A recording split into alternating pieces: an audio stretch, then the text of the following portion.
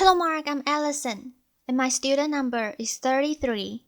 Today I'm going to read a speech, 10 Ways to Have a Better Conversation, given by Celeste Headlee, and I'm sophomore. Celeste Headlee, 10 Ways to Have a Better Conversation. Alright, I want to see a show of hands.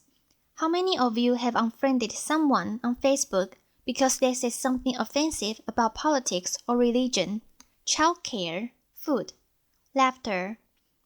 And how many of you know at least one person that you avoid because you just don't want to talk to them? Laughter. You know, it used to be that in order to have a polite conversation, we just had to follow the advice of Henry Higgins in My Fair Lady. Stick to the weather and your health. But these days, with climate change and anti-vaccine, those subjects, laughter, are not safe either. So this world that we live in, this world in which every conversation has the potential to devolve into an argument, where our politicians can't speak to one another, and where even the most trivial of issues have someone fighting both passionately for it and against it, is not normal. Pew Research did a study of 10,000 American adults, and they found that at this moment, we are more polarized, we are more divided than we ever have been in history. We are less likely to compromise, which means we are now listening to each other, and we make decisions about where to live, who to marry, and even who our friends are going to be, based on what we already believe. Again, that means we are now listening to each other. A conversation requires a balance between talking and listening, and somewhere along the way, we lost that balance. Now, part of that is due to technology, the smartphones that you all either have in your hands or close enough that you could grab them really quickly. According to Pew Research, about a third of American teenagers send more than 100 texts a day, and many of them, almost most of them, are more likely to text their friends than they are to talk to them face to face. There's this great piece in The Atlantic. It was written by a high school teacher named Paul Barnwell, and he gave his kids a communication project. He wanted to teach them how to speak on a specific subject without using notes, and he said this: I came to realize that conversational competence might be the single most overlooked skill we fail to teach. Kids spend hours each day engaging with ideas and each other through screens, but rarely do they have an opportunity to hone their interpersonal communication skills.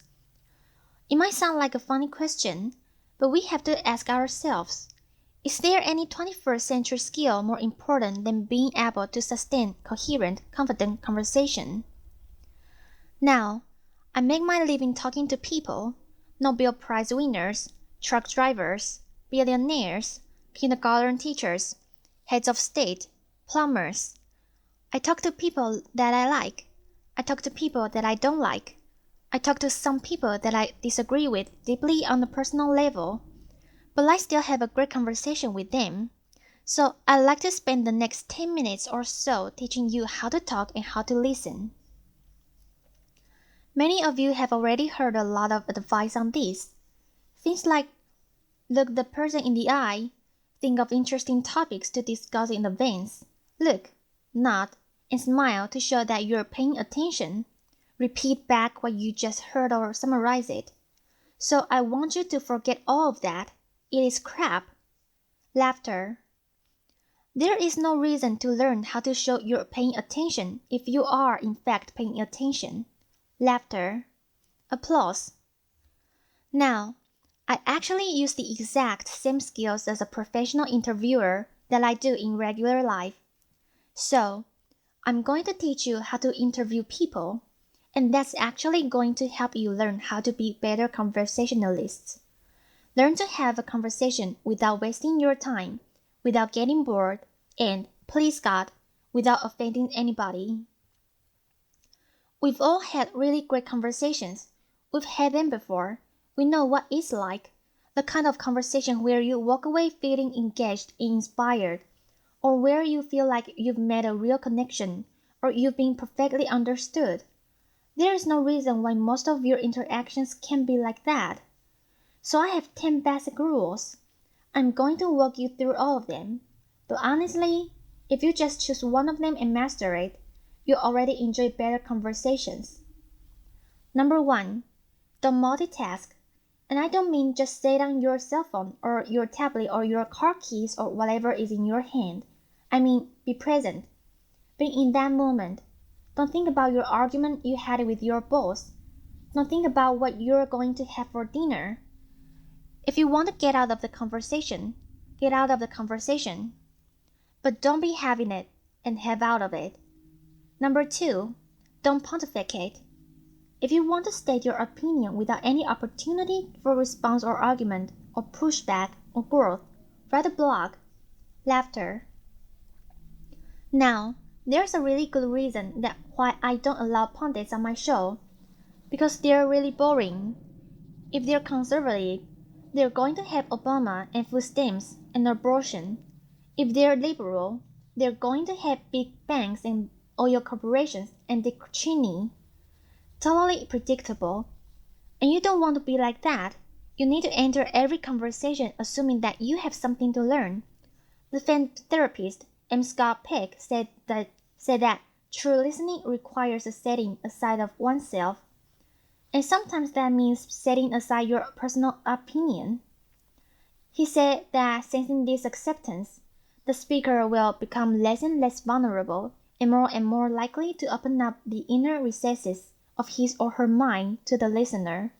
Again, assume that you have something to learn. Bill Nye, everyone you will ever meet knows something that you don't. I put it this way, everybody is an expert in something. Number 3, use open-ended questions. In this case, take a cue from journalists. Start your questions with who, what, when, where, why, or how. If you put in a complicated question, you're going to get a simple answer out. If I ask you, were you terrified? You're going to respond to the most powerful word in that sentence, which is terrified. And the answer is, yes, I was. Or, no, I wasn't. Were you angry? Yes, I was very angry. Let them describe it. They're the ones that know. Try asking them things like this. What was that like? How did I feel? Because then they might have to stop for a moment and think about it. And you're going to get a much more interesting response. Number 4, go with the flow. That means thoughts will come into your mind and you need to let them go out of your mind. We've heard interviews often in which a guest is talking for several minutes and then the host comes back in and asks a question which seems like it comes out of nowhere or it's already been answered. That means the host probably stopped listening 2 minutes ago because he thought of this really clever question. And he was just bound and determined to say that. And we do the exact same thing.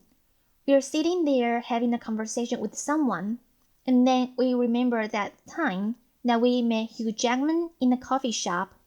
Laughter. And we stop listening. Stories and ideas are going to come to you. You need to let them come and let them go.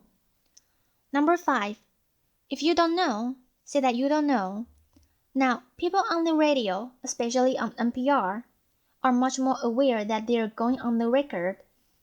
And so they're more careful about what they claim to be an expert in and what they claim to know for sure. Do that. Err on the side of caution. Talk should not be cheap. Number 6. Don't equate your experience with theirs. If they're talking about having lost a family member, don't start talking about the time you lost a family member. If they're talking about the trouble they're having at work, don't tell them about how much you hate your job. It's not the same. It is never the same. All experiences are individual. And more importantly, it is not about you. You don't need to take that moment to prove how amazing you are or how much you've suffered.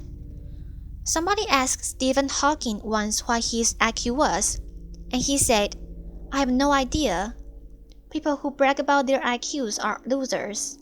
Laughter. Conversations are not a promotional opportunity. Number 7. Try not to repeat yourself. It's condescending, and it's really boring. And we tend to do it a lot, especially in work conversations or in conversation with our kids. We have a point to make, so we just keep rephrasing it over and over. Don't do that. Number 8. Stay out of the weeds.